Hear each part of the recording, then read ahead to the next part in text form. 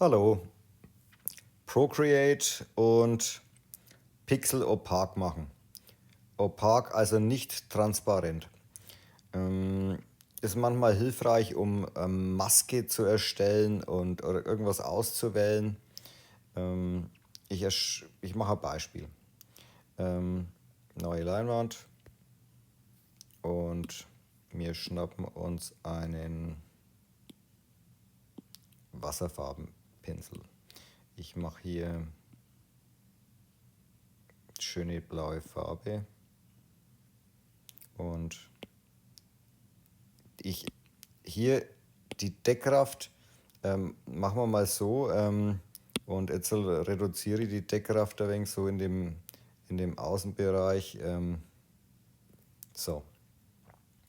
Und jetzt, wenn man hier auf Auswahl geht, automatische Auswahl, dann sieht man schon, es ist relativ schwierig, den ganzen Booster, ich meine, das geht jetzt relativ, weil es nicht mit anderen Ebenen vermischt ist oder naja, okay. Und wenn man einen Hintergrund wegmacht, dann sieht man, man kann durchschauen. Ja, so. Und diese, diese Sache, wenn ich jetzt hier auswähle, dann sieht man hier, es ist nicht gleichmäßig ausgewählt, sondern es werden diese Transparenzunterschiede verschieden ausgewählt.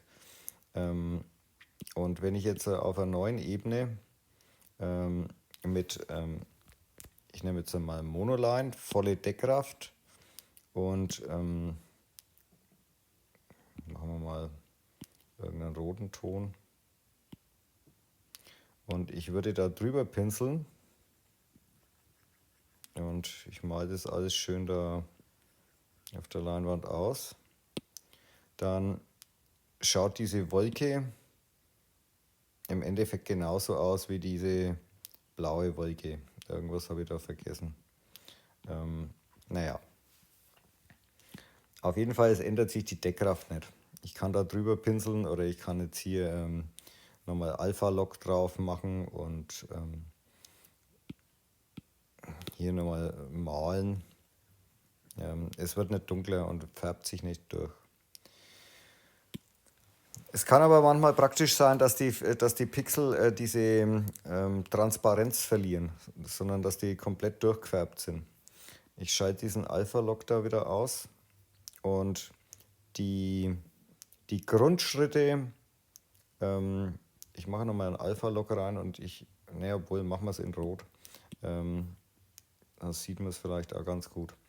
Die Grundschritte sind einfach hier, das auszuwählen und dann diese Ebene zu füllen. Auswählen, Ebene füllen. Und jetzt wird es immer intensiver und durchgefärbter. Auswählen, Ebene füllen.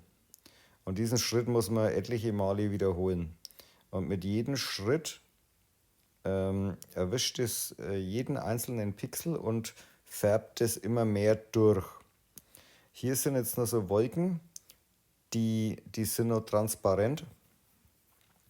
Und das würde jetzt noch, ich mache mal nochmal einen Schritt auswählen, Ebene füllen. Und jetzt werden es immer, machen wir nochmal an, auswählen, Ebene füllen. Und jetzt werden es immer deutlicher, diese Pixel.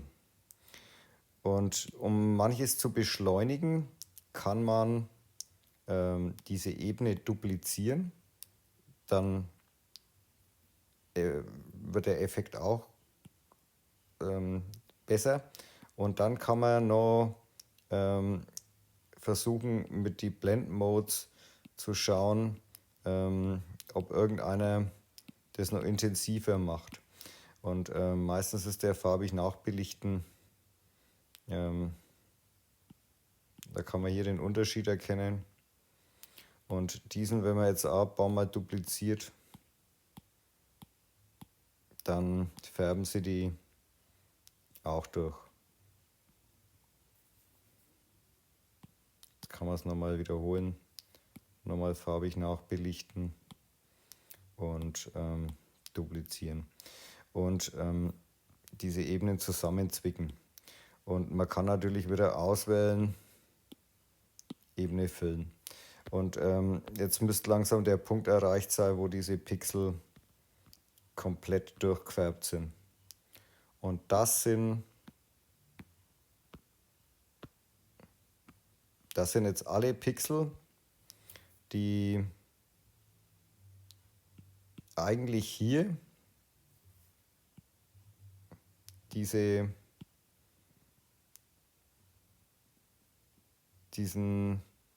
Schleier hier abbilden. Nachdem ich den natürlich übermalt habe. Nun gut.